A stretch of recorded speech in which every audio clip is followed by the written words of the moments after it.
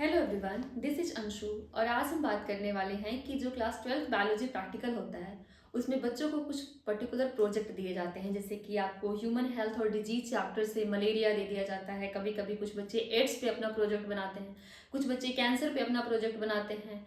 तो इसी प्रकार से जो आपने प्रोजेक्ट बनाया है उससे वाइवा के क्वेश्चंस भी पूछे जाते हैं।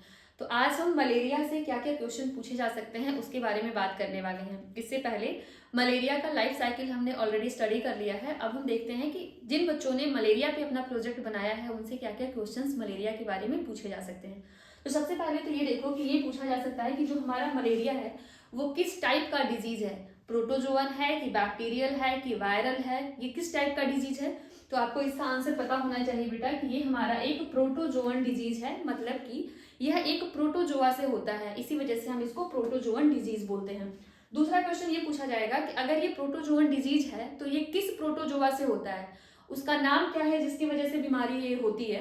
तो आपको पॉजिटिव एजेंट का नाम पता होना चाहिए, मतलब कि जिसके वजह से मलेरिया हो रहा है उसका नाम है बेटा प्लाज्मोडियम। अब इस प्लाज्मोडियम की कई सारी स्पीसीज होती हैं, जैसे कि प्लाज्मोडियम ओवेल हो गया, प्लाज्मोडियम वाइवेक्स हो गया, प्लाज्मोडियम मलेरिया हो गया और प्लाज्मोडियम फैल्सीपेरम हो गया। तो एक नाम मैं यहाँ लिख रही हूँ जो कि बहुत इंपॉर्टेंट है, प्लाज्मोडियम फैल्सीपेरम। और इससे आपके क्वेश्चंस अराइज होते हैं क्योंकि इससे जो मलेरिया होती है ना वो सबसे डेंजरस मलेरिया होती है और इसको हम बोलते हैं मैलिग्नेंट मलेरिया। तो अभी हमने क्या देखा कि मलेरिया हमारा एक प्रोटोजोअन डिजीज है जिस पॉजिटिव एजेंट से होता है उसका नाम है प्लाज्मोडियम। प्लाज्मोडियम की कई सारी स्पीसीज हैं, लाइक ओवेल हो गया, प्लाज्मोडियम वाइवेक्स हो गया, प्लाज्मोडियम मलेरियाई हो गया और प्लाज्मोडियम फैल्सीपेरम हो गया। हमारे लिए सबसे डेंजरस कौन सा है, कभी कभी ये भी एग्जामिनर पूछ लेते हैं कि सबसे खतरनाक वाला मलेरिया किससे होता है। तो जिसका नाम सबसे बड़ा है प्लाज्मोडियम फैल्सीपेरम, उसी की वजह से खतरनाक वाली मलेरिया यानी कि मैलिग्नेंट मलेरिया होती है।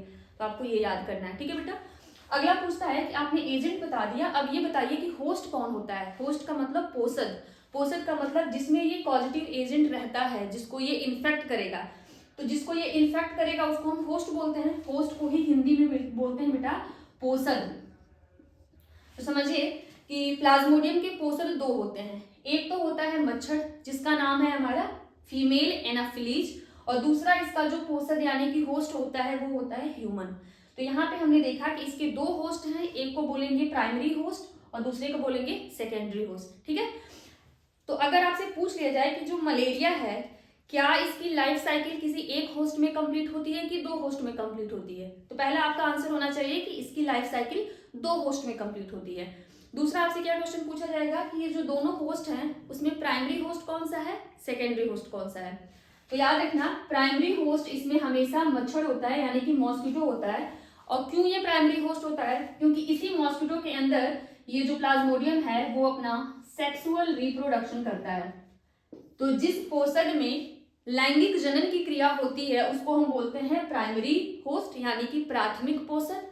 जिसमें अलैंगिक जनन की क्रिया होती है उस होस्ट को हम बोलते हैं सेकेंडरी होस्ट यानी कि द्वितीयक पोषक।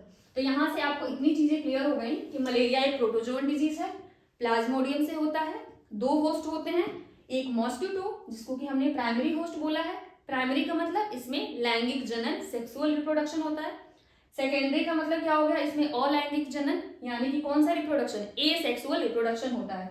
अब आपने पॉजिटिव एजेंट देख लिया, होस्ट देख लिया। अब एक और क्वेश्चन आता है कि वेक्टर क्या होता है।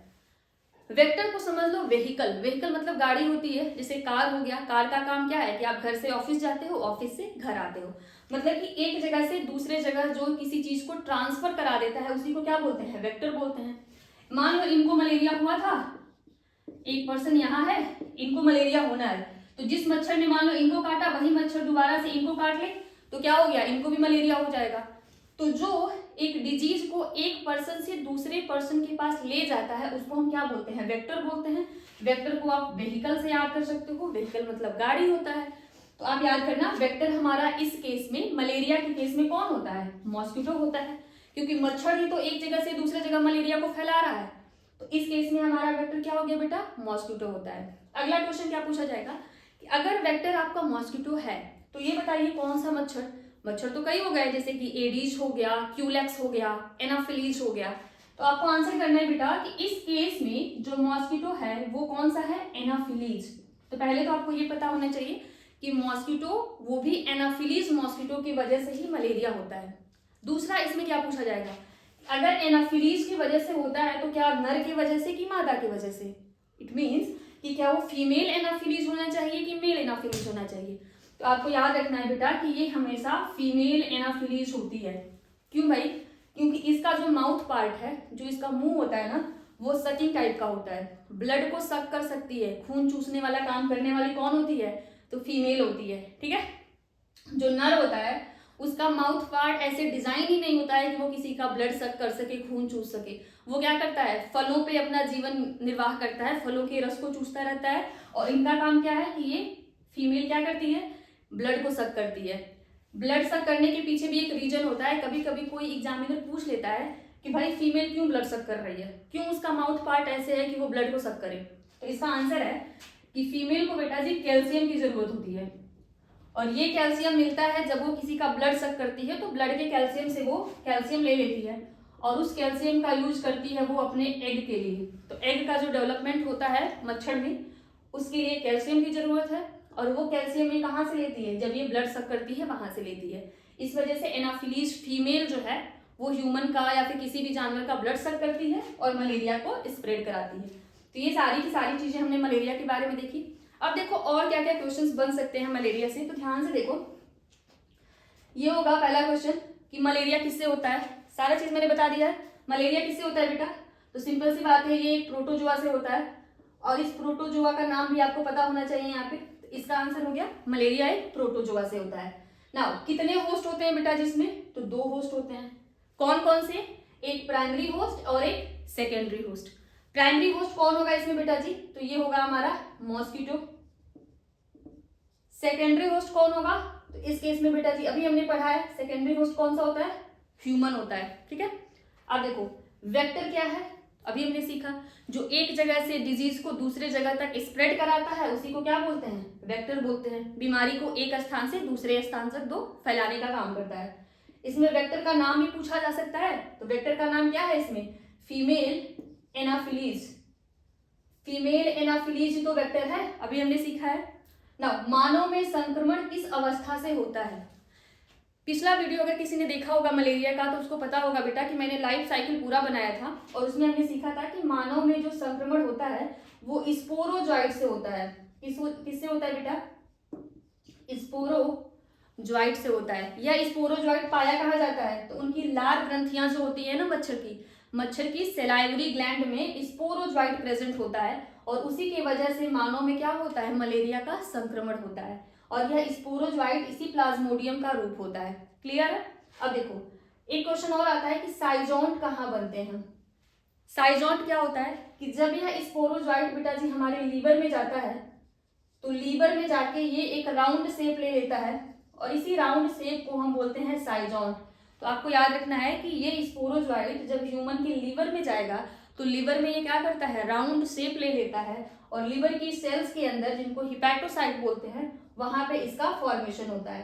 तो अभी आपको सिर्फ याद रखना है कि साइजोंट हमारे लीवर में बनता है। अगला देखो ट्रोफोजॉइट कहाँ बनता है।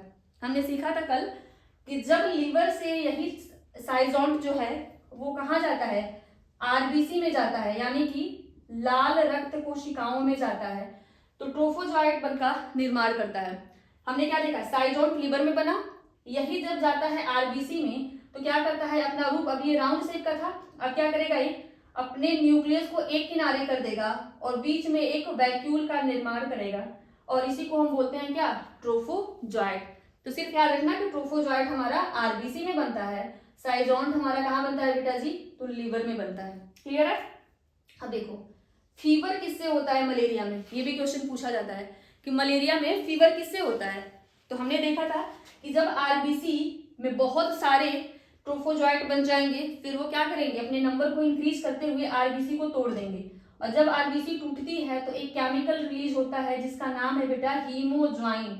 क्या नाम है, हीमोज्वाइन। तो फीवर का मुख्य कारण क्या है कि जब आरबीसी टूटती है तो हीमोज्वाइन का निर्माण होता है, और उसी की वजह से हमें क्या हो जाती है, फीवर हो जाती है। तो ये वाला क्वेश्चन भी हमें समझ में आ गया। लास्ट क्वेश्चन इसका देखो कि गैमीट कहाँ बनता है। प्लाज्मोडियम में जो गैमीट बनता है बेटा जी, वो हमेशा मच्छर के गट में बनता है। क्या होता है कि आरबीसी टूट जाती है, तो आरबीसी टूटी तो हीमोजॉइन रिलीज हुआ और बुखार हो गया। मगर ये जो ट्रोफोजॉइट या फिर साइजोन्ट हैं वो और भी आरबीसी में जाके रहते हैं। इसी आरबीसी में वो क्या करते हैं ना बेटा कि गैमीटोसाइट का निर्माण करते हैं। किसका निर्माण करते हैं? गैमीटोसाइट का। और वेट करते हैं कि कोई भी मच्छर आके गैमीटोसाइट को उठा के ले जाए। जब मच्छर काटता है किसी को तो ये गैमीटोसाइट मच्छर के कहाँ चले जाते हैं? गट में चले जाते हैं। गट का मतलब होता है कि उसके पाचन तंत्र में चले गए, एलिमेंट्री कनाल में चले गए, और उसी एलिमेंट्री कनाल में वो गैमीट का निर्माण करते हैं। वही गैमीट वहां पे फर्टिलाइजेशन करके जाइगोट का निर्माण करता है। तो ये गैमीट भी गट में बनेंगे और जो फर्टिलाइजेशन होगा बेटा वो भी कहाँ होगा? मच्छर के गट में होगा। ठीक है।